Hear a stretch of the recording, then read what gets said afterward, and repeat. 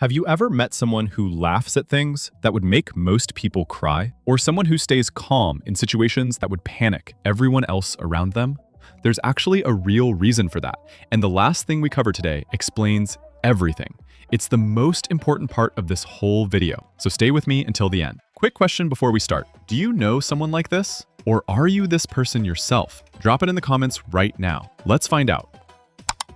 Here's the big idea. When a person goes through something really hard, not just a bad day, but something that truly shakes them, their brain doesn't stay the same. It adapts, it learns, it changes in ways that are actually fascinating. Research shows that up to 2/3 of people who go through serious pain don't just recover, they come out the other side stronger, more aware, and more connected to life than they were before. Scientists call this post-traumatic growth, and it's more common than most people think. The first thing you notice about these people is their sense of humor. They laugh easily, sometimes at things that seem way too dark or way too soon. But this isn't carelessness. It's actually a survival skill the brain developed on purpose. When you can find something funny in your own pain, the pain loses some of its power over you. Every joke becomes a small act of taking back control. Comedy becomes a kind of quiet armor they wear every day.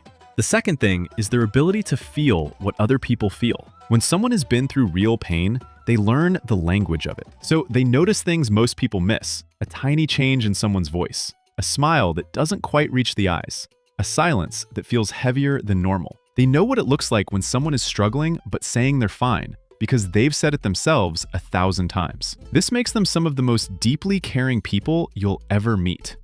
But here's the part that most people don't see.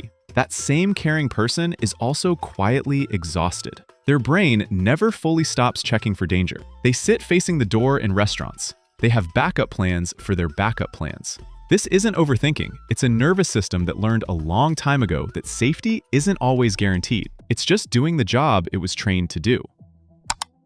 They also tend to say things like, "It wasn't that bad," or "Other people have it so much worse." They became experts at telling themselves they were okay, because that's how they got through it. So admitting they're struggling now feels almost impossible. It feels like weakness, even though the truth is the opposite. Which of these do you relate to most? Drop it in the comments. I want to know. Their relationship with other people is complicated too. They will show up for you at 3 in the morning without hesitation. But if you ask them what they need, suddenly they don't know. Because needing people has been risky for them before. So they learned to need no one. And while that sounds strong, it's also very, very lonely.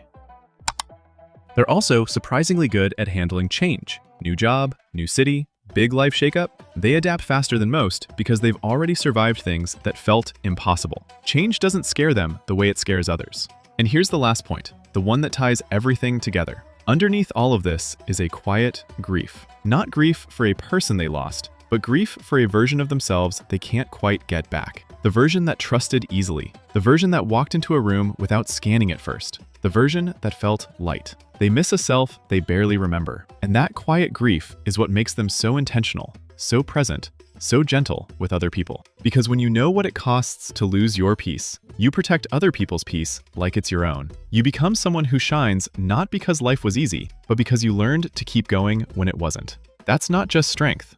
That's something rare. And that's exactly who you are now.